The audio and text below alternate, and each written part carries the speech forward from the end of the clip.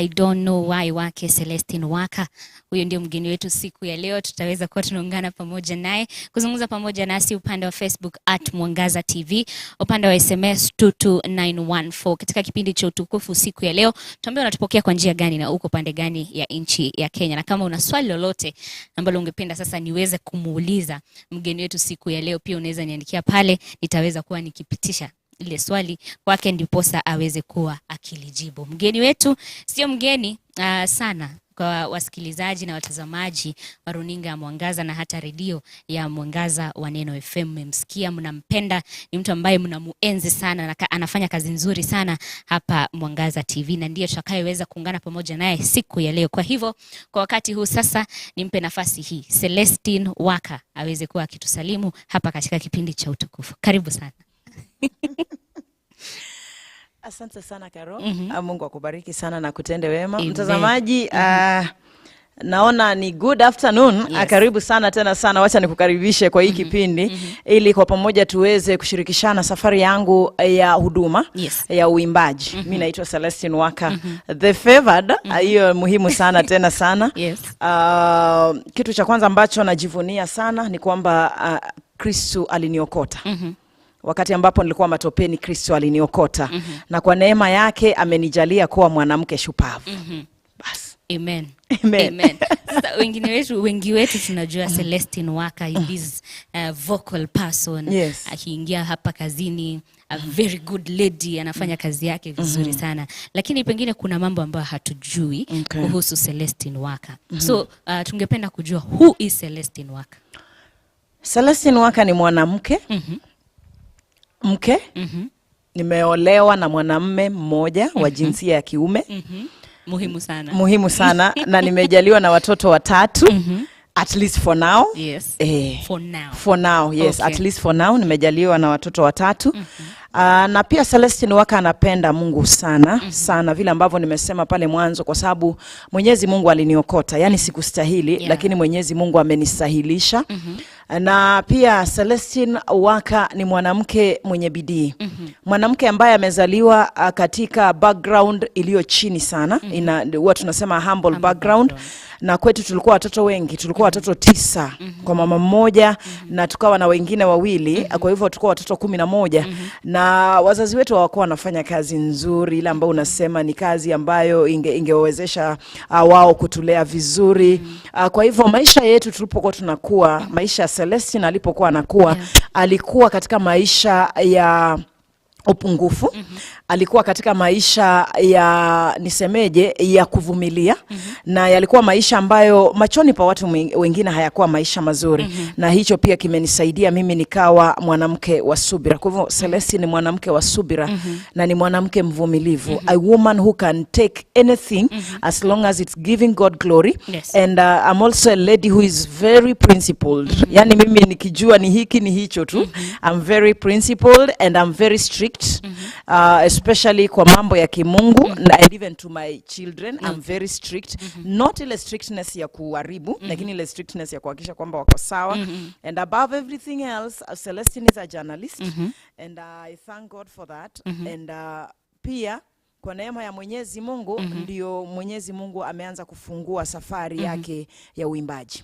Yes. Okay. Celestine Waka amesomea wapi? Umetuambia mambo mengi, Celestine, familia. Lakini turudi nyuma kidogo. Utotoni mwako Celestine amesomea wapi? Primary school, high school na hata university. Alright, Celestine amezaliwa katika kijiji kimoja. Kinajulikana kama Shimanyiro. Kule Kakamega. Yes, kule Kakamega, huko ndiko nimezaliwa, na nikasoma shule ya msingi, nikaenda Shimanyiro Primary hadi darasa la 8. Nikaenda St. Michael High School, iko nisemeje, iko within Kakamega, lakini to the father side. Form 1 and Form 2. And then nikarudi St. Bonaventure, Form 3 and 4, still within Kakamega. Then I came over to Nairobi for college. Nikasomea Nairobi Aviation College. And right now niko St. Paul. Yes. St. Paul's. Yes. Nairobi Aviation College. Yes. I think kwa wale ambao tunajua Nairobi Aviation College, tunajua masomo ambayo yanapeanwa pale. Ni masomo ya urubani. Kwa sababu ya aviation identity. The identity. Nairobi Aviation College inafunza faculties mob sana. Okay. Hiyo ambayo umetaja ni moja wapo, na pia inafunza mambo ya utangazaji, inafunza masuala mengine ambayo sitaki kuyataja kwa sababu sifanyi marketing, but at least when I was there I pursued media studies. Yes, that is what I pursued when I was there. Okay. Na nikahitimu, nilipohitimu nikaanza kujishughulisha na mambo ya kazi. Pale ambapo nilianzia kufanya hii kazi ya utangazaji during internship, kuna radio station fulani ambayo tulifungua Korokocho kule ndani inajiita Coach FM. That was my very first hand experience. Lakini sikukaa hapo sana kwa sababu mimi nilikuwa napenda mambo ya behind the scenes. Na sasa hapo Coach unajua ilikuwa naongea. So nilipopatana na Alwan Communications, right now they're in Kisumu, but they used to operate along Ngong Road. Na huko nikawa naenda kama editor. I said this is really what I wanted. Yes. So nikaenda huko, tukaanza safari now as an editor and a videographer.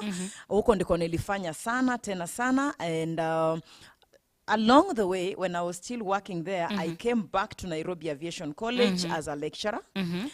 Nikawa na wafunza mambo ya production na editing as well. Hapo ndipo nimefanya kazi hadi wakati ambapo nimeolewa nikiwa pale Nairobi Aviation College, nikiwa nafunza. Nikatoka pale nikaenda Capuchin. It's a Catholic TV station. Yes. Nikafanya hapo kwa miaka 2, kisha baadaye nikajikuta Mwangaza. Yes. So hiyo ndio safari yako ya kikazi pia. Yes. So ulipokuja Mwangaza, how was the first experience hapa Mwangaza TV? It was challenging. Actually when I came over, I came to radio. So wakati ambapo TV nataka kuanzishwa, mimi hata wakati watu wanaambiwa wafanye pilot sikufanya kwa sababu I knew mimi ni mtu wa behind the scenes. And I knew if there's a chance naweza pewa, maybe nitaambiwa utatusaidia kwa kuedit kwa sababu hicho ndicho nilikuwa nimewaambia. Lakini the only thing I did as a pilot, nilifanya worship experience. Kuna kipindi ambacho tulikuwa tunaleta Jumamosi worship experience. Hicho ndicho nilifanya as a pilot show. Lakini wakati TV imeanzishwa, mimi nikaambiwa kwamba sele kipindi cha asubuhi ni wewe umepewa. It was a very very very challenging experience to me because I had never been on a live show. Yes, Mwangaza was my first being on a live show. Yes, I had done some TV programs, but they were pre-recorded. Ile ukikosea hata mara 10 unaenda tena because I was the editor, unakatakata unatoa. But then here ni wewe uzungumze, ukikosea kimeenda hewani. So it was a big challenge, but then the Lord has been faithful. The Lord has really been faithful because mi husema kwamba God yuficha aibu yangu sana. Ameficha uchi wangu. Hata ule wakati ambapo nimeanza kazi ya utangazaji hapa Mwangaza, watu hawakuwa wanaona makosa, lakini mimi mwenyewe nilikuwa najua makosa ni mengi. So nilikuwa najua kumbe Mwenyezi Mungu hunificha. And till now I can only attest everything to the grace of God. Yes. Thank you so much. Upande wa kimuziki, Celestine Waka anajulikana pia akiwa kama mwanamuziki. Mtazamaji wa runinga Mwangaza, unaweza zungumza pamoja nasi upande wa Facebook @Mwangaza TV. Kama una swali lolote ambalo ungependa kumuuliza Celestine Waka, unaweza niandikia pale upande wa Facebook na hata upande wa SMS 22914. Pia unaweza tuambia unatupokea kwa njia gani, uko pande gani ya nchi ya Kenya, mambo yanakupeleka na namna gani, na pia unaweza tuambia kama unatupokea kwa njia inayostahili. Celestine, karibu tena. Nilikuwa nakuuliza kwamba wakati sasa music sasa kimuziki, Celestine alianza kuimba lini? Ama utaniambia kama watu wengi hapa wanasema mimi nilianza kuimba nikiwa class 6, nilianza kuimba nikiwa primary, nilijua niko na talanta nikiwa mdogo. Celestine alijua kwamba anaweza kuimba lini? Sikuwahi jua. Sikuwahi jua kwamba ningeweza kuimba. Na ndio mimi nikiwa shule ya upili nilikuwa mwanakwaya. Unajua zile music festivals, alafu naambiwa Sele unaimba vizuri sana, your vocals are good. But then you know I never took it as something serious. So I never thought that one day I would sing. Even in church, I'm a Catholic by faith. In church, I will do the Psalms. Huwa tunasema ni wimbo wa katikati. I will do the Psalms. Ukitoka pale mtu anasema Sele umeimba vizuri, but that was just that.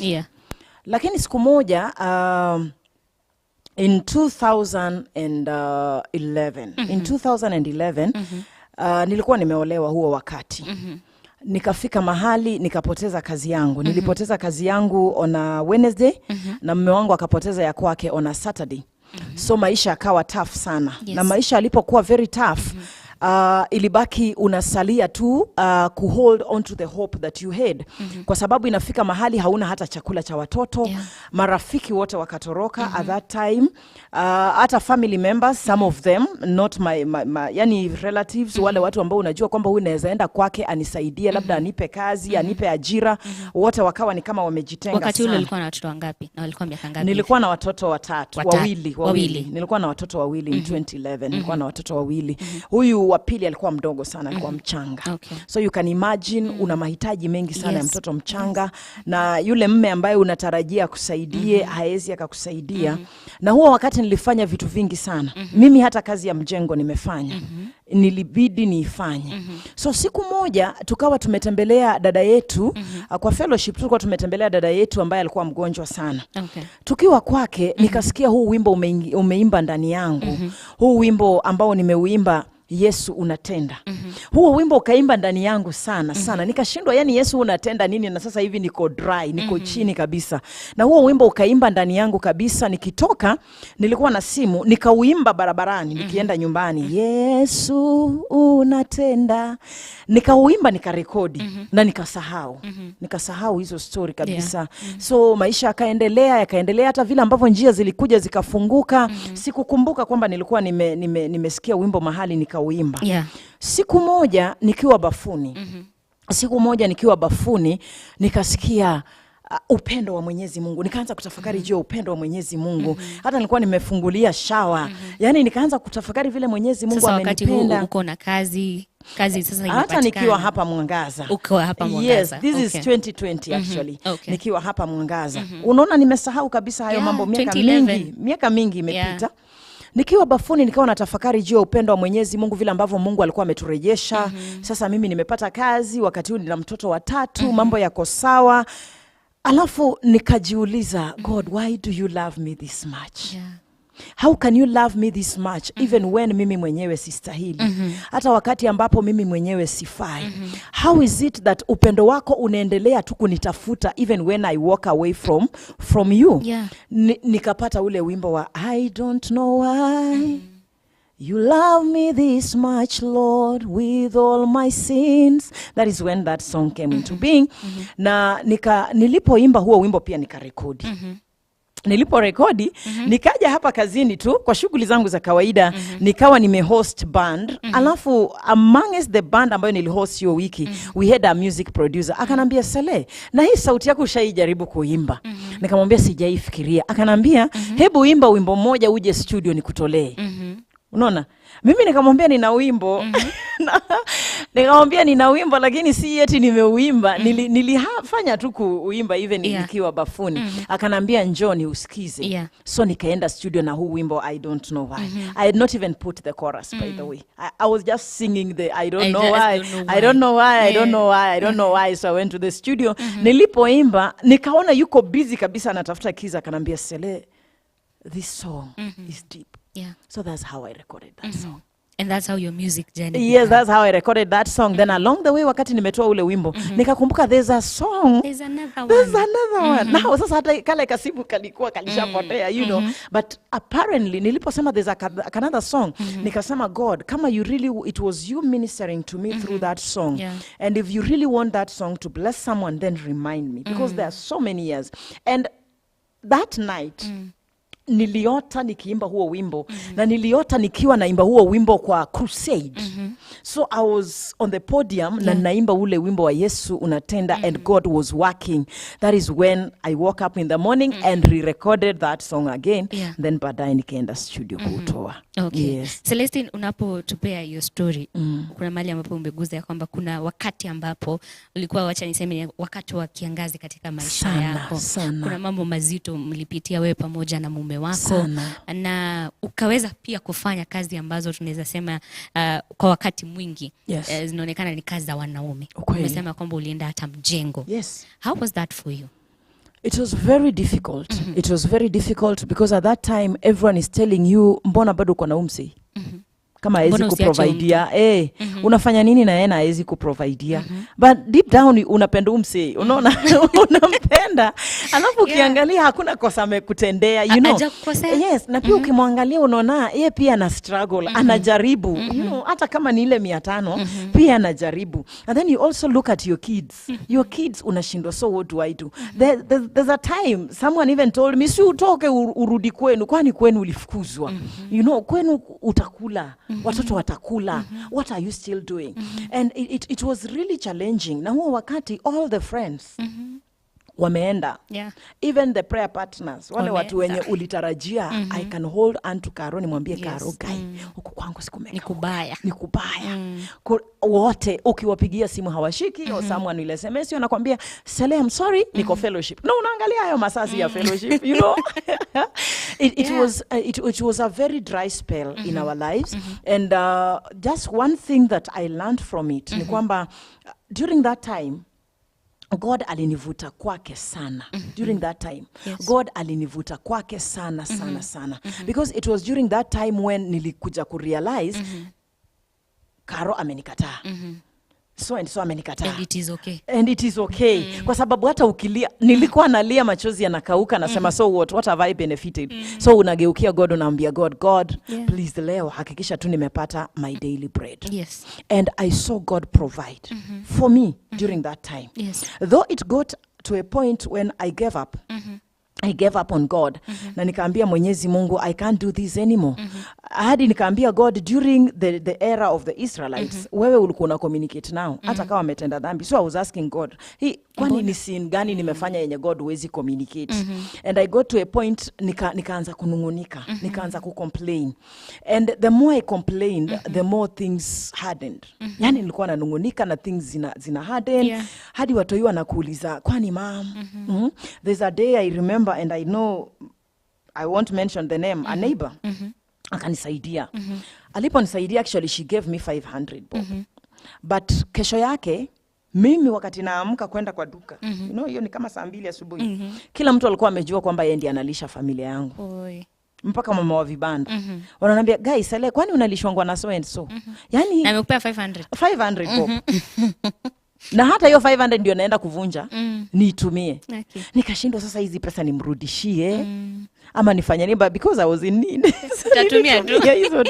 nilitumia hizo pesa so when I was in that state of complaint that state of you know lamentation one day nikaenda kanisani mama mmoja na huo wakati hivi vitu vyote vimefanyika I used to live in a 1 bedroom house by that time nimehama nimeenda kwa double room in the same plot so you can imagine the shame mpaka saa zingine ukienda bafuni unasikia neighbor anasema na wenye wako bafu waoge haraka walikuwa wamezoea alikuwa amezoea 1 bedroom ati mnafikiria hii ni self you know and unajua tu kabisa hii ni wewe unaambiwa yani na you cannot do anything ama choo ikipatikana ikiwa chafu unasikia wanasema na watu mkumbuke mkimaliza kutumia choo mnamwaga maji na hata sio wewe na hata si watoto wako but what do you do life was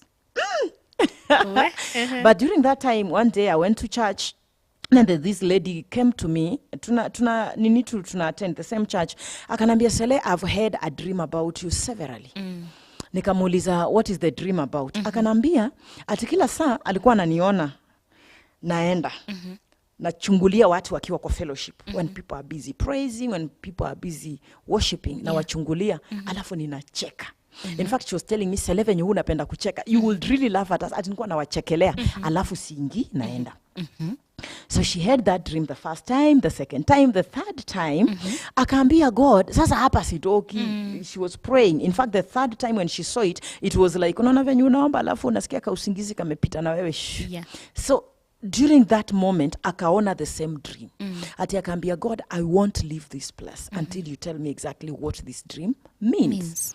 Because everyone alikuwa anajua Sele is a very jovial lady but I was hurting. Everyone would come to me, Sele please pray for me, but I had nothing within me. I was so empty. And in fact nilikuwa naambia God si umesikia Carol amesema ni muombe mimi unajua siwezi muombea wewe mshughulikie shughulika because ndani yangu already I'm bitter. I'm bitter with God. I feel that God is not doing it. So that lady, God told her That is what she told me. And what she told me was true anyway. Akaniambia God alimwambia ndo waambie Sele. She is my faithful servant. She does my work well. But she doesn't trust in me. If it were you, Carol, what would you do? She doesn't trust She doesn't trust him. You know, that is so deep. Na saa hiyo unaomba usiku na mchana. You've been praying to the same God. Akubadilishie hali. Then he is the same God telling you, she doesn't trust in me. Huyu haniamini. Ai. Hiyo word ilipenya. Nikaambiwa mama, thank you so much. Nimesikia. Yes. So when I went home, I shared with my hubby. And then we prayed in the evening. Nikamwambia, you go to bed. Today I want to have a conversation with God. Na nikaambia God, nikachukua kiti nikaeka pale vile ambavyo tumekaa, lakini nikaeka mbele yangu. Nikaambia Jesus, you come and sit here. Leo I'm not even praying. Jesus, I just want you to tell me. Let us talk. Yes, how haven't I trusted you? Because mimi nashinanga kuomba hapa kani kufunga God na venye nimengangana kufunga. Yani God na venye nimelia machozi. Yeah. The first thing that Jesus showed me, akaniuliza, na si ati vision, I heard a sound, a voice. Nilikuwa nimeshindwa kukulipia 1 bedroom. Nikageuka, I thought it was my husband talking to me, and there was no one. Na anga ilikuwa imebadilika. You could feel God's presence in that house. Nilikuwa nimeshindwa kukulipia 1 bedroom. Sikuendelea kumuuliza maswali. I bowed down. Nikaomba msamaha. Nikaambia God, true, I never trusted you. It is true, I never trusted you. And that was my turning point. Yes. That was my turning point in my Christian life. That was just my turning point. Because after that, niliomba na nikaambia God, from today, teach me how to trust you. I want to trust you. Na tulikuwa na deni kubwa sana hata la hiyo double room. Nikaambia God, the next time the caretaker will come akibisha mlango, mimi sitaenda, nitaingia bedroom nikutume uende uongee naye. The caretaker will come anasimama katikati ya plot. Anaanza kuitisha rent ya kwangu akiwa katikati ya plot. But since that time, niliposikia amebisha nikaambia Yesu, and kufika nikakaa like 5 minutes. Akaenda juu akarudi, alipobisha nikaenda kufungua. The same guy mwenye alikuwa anatutukana alianza kunihubiria. Akaanza kusema, how are you doing? Mnaendeleaje? Akaanza kutoa testimony. Ati unajua hata mimi niliika kwa nyumba ya mtu miezi 8 bila kulipa. Hata nyinyi God atawajali. The same guy who would put me to shame. He was the one preaching the gospel to us. Now at this time umeomba. Na unaona sasa ni kama Mungu anatenda. Lakini bado vitu vimeshikamana. Vitu bado zimeshikamana, lakini unaona yule ambaye alikuwa anakutusi. Yule ambaye alikuwa anakunena mabaya, ndio huyu sasa anakuhubiria. At that point ulikuwa unawaza nini kwa akili yako? At that point, when that happened, by the way, I went back to the bedroom. Unajua kale bedroom ndiko kajikoni tena. I went back to I went back to that bedroom. I knelt down, nikaambia Mungu yenyewe, God unaishi. Wewe uko. Nikaambia God, sasa that's the first sign kwamba you are working in my favor. Sasa God, wewe utatusort. Sasa endelea. And God alianza kubadilisha my life. During that time, that is when nilisikia about Capuchin TV. I didn't know where it is. I didn't know where Capuchin TV was at that time. Nilijibeba kwenda kutafuta Capuchin iko wapi in Karen. Niliambiwa tu ukipanda gari ya Naboka sijui utashuka. Nilienda nikitafuta literally, and I got to them. Na nikaanza kama inaitwaje? Kuvolunteer. Unaona na volunteer sina kazi. Na ni Karen. Sasa fare unatoka wapi? Fare inatoka wapi? I was to ask that. Exactly my point. Nikaenda nikaambia Father, mimi nataka kuvolunteer, lakini sitakuwa nakuja kila siku. Father akaniambia, what can you do? Akanipea test. He gave me some clips, nikakatakata, I compiled. Akanambia, this is good. So how many days do you want to be coming? Nikamwambia maybe 2. Akanambia, that's okay. Utakuwa ukikuja, tumekuwekea nini? Kazi. So I had to go back to the guy who told me I don't trust him. Nikamwambia, unaona nimepata hii chance. Mimi nataka uprovide fare. And true, God always provided fare. Imagine, I would get fare. Ningepata. For those 2 days. For those 2 days, ningepata fare na naenda. And I didn't even do that for long. I did the first week. The second week, we were getting into Easter. And you know how Catholic tunakuanga keen sana na Easter. So the job ilikuwa nyingi sana. Father kanambia, you know what, you'll be coming in every day and I'll be providing fare. Yes. I'll be providing fare. So Father kaanza, we will be picked from town. Na tuna drop you in town, then he will give us a fare. Hivyo by the end of the month, nikifika mwisho wa mwezi usiku, nikaota kwamba nimepewa bahasha ya white. And hii bahasha ilikuwa na 20K. That is a dream. So when I went to work, you know, I was asking God, what are you trying to tell me? And true, when I was leaving, I was called in office. I was given an envelope with 20K. And that is how things zili turn around in my life. Yes. There's someone anakutizama Celestine. Yes. Na tuseme ako pale katika ule ukame wa kukua ya kwamba hamuamini Mungu. Exactly. What would you like to tell that person? Kuna mtu ambaye labda anamuamini Mungu lakini si kwa 100%. Yes. Sio 100%. Yes. Labda ako hapa, ako pale, anashuku ni kweli ama si kweli. Yes. Kwa mtu kama yule, unaweza kumwambia nini? Kwamba trust in God. Even when you don't really believe in your own trust. Yani unaamini Mungu hata kama wewe mwenyewe uamini kwamba unaamini Mungu. Just hold on to it. Yeah. Hold on to it. There is always a thread. Lazima kuna kwanga tu na kale kauzi. Yes. Shikilia ako kauzi. Kwa sababu ni kama mtu sasa hivi, ni kama wewe dadangu sasa hivi, uwe on a cliff. Alafu unaanguka. Na kule ambako utafika iwapo utaanguka ni mbali sana, ukianguka huko hauwezi regain. Alafu in the course ya kuanguka upate kakamba. It is the only thing you can hold on to. Alafu usikie mtu anakuambia, Sele, hold on to that as I get help. Utafanya nini? You just hold on utashikilia to it. Hata ukisikia makwapa imechoka unafinya unashikilia tu. Unasema Mungu give me the strength to hold on, because uwezi panda juu. Na inakusungisha hivi, ikikufikisha huku inakugongesha. Sasa hapo ndio huko. That is where I was. Unasikia umegongwa na huku, umekosa food. Wakati ambapo unarudi katikati unafikiria things are about to get better, unagongwa huku, mtoto ni mgonjwa. When you feel like sasa maybe unarudishwa katikati, you feel like things will brighten, unagongwa huku, umesengenywa na neighbor. But you see, you cannot let go, because ukianguka chini you'll be done. So what do? You hold on to as you wait on the help. Yes. So I'll tell someone, hold on as you wait on God. He's coming. Okay. A good story from kutokana na story yako. There is one thing nime learn that a powerful and prayerful woman anaweza kusimamisha familia yake. Exactly. Being a woman ambaye ni muombezi ni kitu cha maana sana katika familia. Kabisa. So an encouragement to those women who are watching you siku ya leo, kuwa wawe watu wa kuomba, wawe watu kabisa. Waombezi, wanawake waombezi. Ukiwa mwanamke ambaye anaweza kuomba, utaweza kusimamisha ndoa yako. Kabisa. And all power has been given unto us. Because I always refer to Genesis.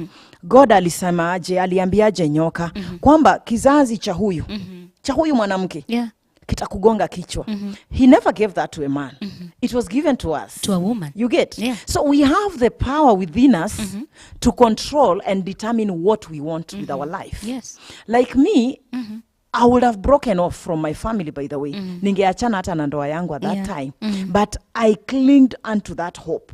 I knew that one day God will come through. And I still do the same even now. Things are not always smooth sailing. Unaona? Lakini lazima usimame kwa maombi. Badala ya wewe kuanza kunungunika na kufanya vikao ati mume wangu amefanya hata provide. Huo muda naenda ukajifiche. Ambia Mungu mimi mse ametoka. God wewe mjalie. Na akipata hizo doa siende kula mitura. Mpatie akili arudi wapi? Arudi home. Atakuja home. Ama atanunua hiyo mitura atakuja nayo home. Because already ulisha claim.